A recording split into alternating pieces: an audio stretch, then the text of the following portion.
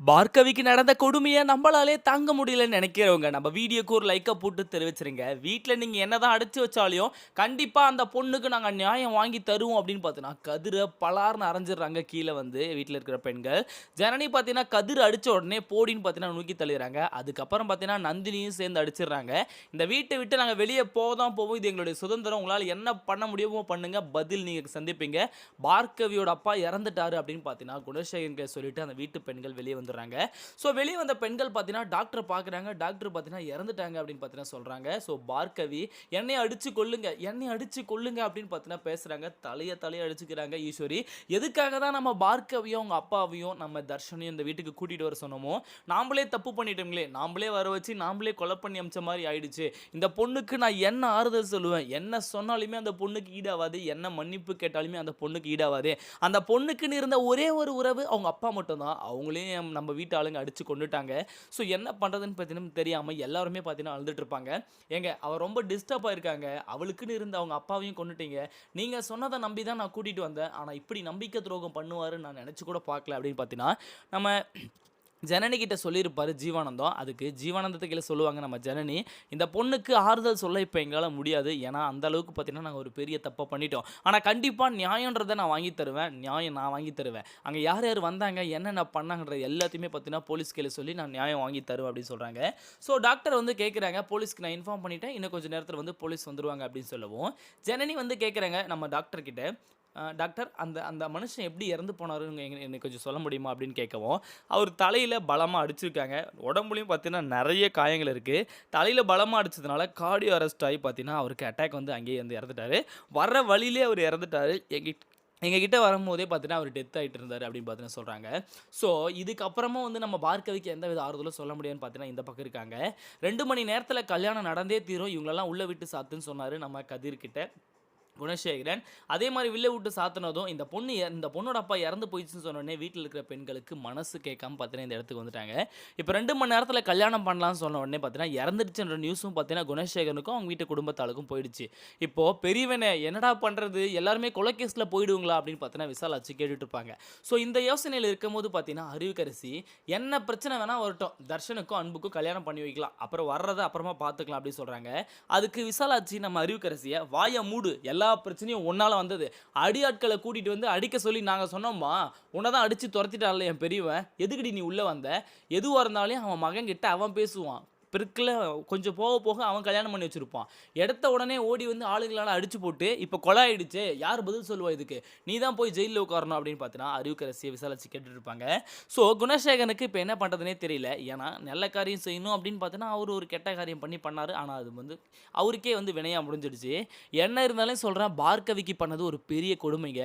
பார்கவிக்கும் தர்ஷனுக்கும் சம்மதமே கிடையாது. அவங்க பாட்டுக்கு பார்த்தீங்கன்னா இந்த ஊரை விட்டே போயிடுவோம், ஒதுக்குப்புறமாக நம்ம வாழ்ந்துக்கலாம், நமக்குன்னு இருக்கிறது நீ நான் அப்படின்னு பார்த்தீங்கன்னா போயிட்டாங்க. ஆனால் தர்ஷன் தெரியாதனமாக தப்பிச்சு போய் மறுபடியும் கொடைக்கானலில் அவங்க பக்கத்து வீட்டிலே தங்கிட்டாரு. அது மட்டும் இல்லாமல் எல்லாரும் பார்க்குற மாதிரியும் பார்த்தீங்கன்னா நடந்து போச்சு. இதில் தேவையில்லாத ஜீவானந்தம் வேற கூட்டிகிட்டு வந்து நான் தைரியமாக நான் கூட்டிகிட்டு போகிறேன் அப்படியெல்லாம் எதுவுமே பண்ணிட முடியாது உங்கள் அப்பாவால், நான் பார்த்துக்கிறேன்னு பார்த்தீங்கன்னா தைரியமாக கூட்டிகிட்டு வந்தார். ஆனால் எல்லாருமே நம்ப வச்சு கழுத்தறுத்துட்டாரு குணசேகரன் இவ்வளோ மோசமான ஆளாக மாறினதுக்கு காரணம் அவர் நினச்சது தான் நடக்கணும், அவர் சொன்னது தான் சட்டம் இந்த வீட்டில் அப்படின்றது தான். ஸோ நம்ம தர்ஷனை அவர் போக்கிலே விட்டுருந்தா கூட அவர் படித்து நல்ல பெரிய ஆளாக இருப்பார் போல். அவருக்கு நான் கல்யாணம் பண்ணி வைக்கிறேன்னு சொல்லிட்டு அவரும் ஆசைப்பட்டு கல்யாணம் பண்ணிக்கிறேன்னு சொல்லிட்டு ஸோ 2 பேருக்குமே பார்த்தீங்கன்னா இப்போ ஹாப்பியே இல்லை. இப்போது நம்ம கதிரும் குணசேகரனும் என்ன பண்ணுறாங்கன்னு பார்த்தீங்கன்னா, இந்த கொலைக்கும் நமக்கும் சம்மந்தம் இல்லை, அடித்ததெல்லாம் ரவுடி பசங்கன்னு சொல்லிட்டு யாராச்சும் சரண்டர் ஆக சொல்லுவோம் அப்படின்னு பார்த்தீங்கன்னா இவங்க ஒரு பிளானை போட்டுட்ருக்காங்க. ஆனால் ஹாஸ்பிட்டலில் போலீஸ் வந்துட்டாங்க. போலீஸ் வந்து இவர் எப்படி அடித்தாங்க, நீங்கள் எப்படி கூட்டிகிட்டு வந்தீங்க அப்படின்னு விசாரிக்கிறாங்க. சார் எல்லாத்தையுமே நான் சொல்கிறேன், எங்கள் வீட்டில் இருக்கிற ஆண்கள் தான் இவங்களை அடித்து வந்து போட்டதே, அதனால் மட்டுமே இவர் இறந்தார். ஸோ எங்கள் வீட்டு ஆண்கள், அப்புறம் அந்த அறிவுக்கரசி உங்களுக்கே தெரியும், ஏற்கனவே கட்ட பஞ்சாயத்து வீடு வந்து பறிமுதல் செய்கிறது அந்த மாதிரி வேலைலாம் பண்ணிகிட்ருக்கா. அவளும் எங்கள் வீட்டில் இருக்கிற ஆண்களும் தான் இவங்களை அடித்தது எனக்கு நல்லா தெரியும், நாங்கள் எல்லாருமே சாட்சி, இத்தனைக்கும் பார்த்தீங்கன்னா எங்கள் வீட்டு ஆண்கள் தான் அவங்க, நாங்களே சாட்சி சொல்கிறோம் அப்படின்னு பார்த்தீங்கன்னா சொல்லிடுவாங்க. ஈஸ்வரி டைரெக்டாக சொல்லிடுவாங்க, இதுக்கு முக்கிய காரணமே வந்து கதிர், என் வீட்டுக்காரு குணசேகரன், ஆதி குணசேகரன். என்னது ஆதி குணசேகரனா, அவர் தான் கொலை பண்ணான்றதுக்கு உங்ககிட்ட எவிடன்ஸ் இருக்கா? சார் அவங்க மனைவி நாங்க சொல்றோம். அவர் தான் கொலை பண்ணாரு. அவர நீங்க அரெஸ்ட் பண்ணலன்னா நாங்க என்ன வேணா பண்ணுவோம். இந்த பொண்ணு பாதிக்கப்பட்ட பொண்ணு இங்கே இருக்கு. இப்போதைக்கு நீங்க அரெஸ்ட் பண்ணி தான் ஆவணும் அப்படின்னு பார்த்தீங்கன்னா ஒரு விஷயம் சொல்றாங்க. ஸோ போலீஸ்க்கு என்ன பண்றதுன்னு தெரியல. ஏன்னா வீட்டு ஆள்களும் பார்த்தீங்கன்னா இந்த பக்கம் சொல்லிட்டு இருக்காங்க. அது மட்டும் இல்லாம ஜீவானந்தம் நீங்க ஆக்ஷன் எடுக்கலன்னா நான் மேல் இடத்துல பேசுவேன். அதுக்கப்புறம் நீங்க ஆக்ஷன் எடுக்கிற மாரி ஆயிடும் சொல்றாங்க. இதுக்கப்புறமும் எங்க அப்பா சாவுக்கு நியாயம் கிடைக்கல. நான் இருக்கிறது உயிரோட வேஸ்ட்டு. என்னையும் அடிச்சு போட்டுருங்க. என்னையும் கொன்னுடுங்க அப்படின்னு பார்த்தீங்கன்னா ரொம்ப துடிதுடிச்சு போய் பேசுறாங்க பார்கவி. பார்கவிக்கு அங்க இருக்கிற இவங்களால எதுவுமே ஆறுதலே சொல்ல முடியாது. ஏன்னா அவ்வளோ பெரிய துன்பத்த செஞ்சுட்டாங்க. இந்த வீட்டு பெண்களே பார்த்தீங்கன்னா, இந்த வீட்டு ஆண்களும் 2 பேருமே சேர்ந்து பார்கவி கால்ல விழுந்து மன்னிப்பு கேட்டுக்கணும் அவங்களுக்கு பண்ண கொடுமைக்கு. ஏன்னா, தர்ஷன் தான் லவ் பண்றேன்னு சொல்லி ஏமாத்துனாரு. தர்ஷனா தான் கொடைக்கானலுக்கு போயிட்டு பார்கவியோட அப்பாவையும், பார்கவியோட இருக்கிற இடத்துல பக்கத்துல இருந்தாரு. அப்படி இருந்தும் தர்ஷனுக்கு எந்தவித ஆபத்தும் வராம பார்கவிக்கு வந்துருச்சுன்றது ஒரு பெரிய போராட்டம் ஆயிடுச்சு. ஸோ, இப்ப கல்யாணம் பண்றதுக்காக தர்ஷனுக்கு ஒரு ஏற்பாடு பண்றாங்க. தர்ஷன் பார்த்தீங்கன்னா, "அப்பா இதுல எனக்கு விருப்பமே கிடையாது. பார்கவியோட அப்பாவ சாவடிச்சிருக்கீங்க. கண்டிப்பா ஒரு பெரிய பதிலடி, பெரிய தாக்கத்தவே இது உண்டாக்க போகுது. நீங்க எதுக்கும் துணிஞ்சு இதெல்லாம் இறங்கிட்டீங்க. ஆனா ஒரு பெரிய பிரச்சனையில நீங்க மாட்ட போறீங்க. அதுக்கு 100% கேரண்டி. போலீஸ் வந்து கேட்டா நீங்க தான் கொலை பண்ணீங்கன்னு நான் சொல்லிடுவேன். நானு, பார்கவியோட அப்பா, ஜீவானந்தம், பார்கவி 4 பேரும் தான் வந்தோம் சார். எங்கள வந்து நடிச்சு இவரு வர வச்சாரு. ஸோ இவர்கிட்ட வந்தா நான் வந்து நல்லபடி கட்டாய கல்யாணம் பண்ண மாட்டாருன்னு சொல்லிட்டு தான் நான் வந்தேன். ஆனா என்னையும் அடிச்சு, பார்கவியோட அப்பாவையும் அடிச்சு கொலையே பண்ணிட்டாங்கன்ற விஷயத்த நான் சொல்லிடுவேன்" அப்படின்னு சொல்லிட்டாரு. "டேய் கதிரு, இந்த பையனை என்ன பண்ணலான்னு பாருடா ஃபர்ஸ்ட்டு" அப்படின்னு பார்த்து சொல்லுவாரு. ஸோ இப்போ இவங்க 2 பேருமே பார்த்தீங்கன்னா, இந்த ஊர விட்டே கிளம்புறதுக்கு ஒரு முடிவு எடுக்குறாங்க. அதாவது, "இங்க இருந்தா தானே நீங்க இவ்வளோ பெரிய பிரச்சனை பண்ணுவீங்க, போலீஸ கூட்டிட்டு வருவீங்க. நாங்க கிளம்பி வேற இடத்துக்கு போயிட்டோம்" அப்படின்னு பார்த்தீங்கன்னா, கதிரு, ஞானம், சக்திய மட்டும் விட்டுட்டு, கதிரு, ஞானம், ஆதி குணசேகரன் 3 பேருமே பார்த்தீங்கன்னா, எஸ்கேப் ஆகுறதுக்கு பார்க்குறாங்க.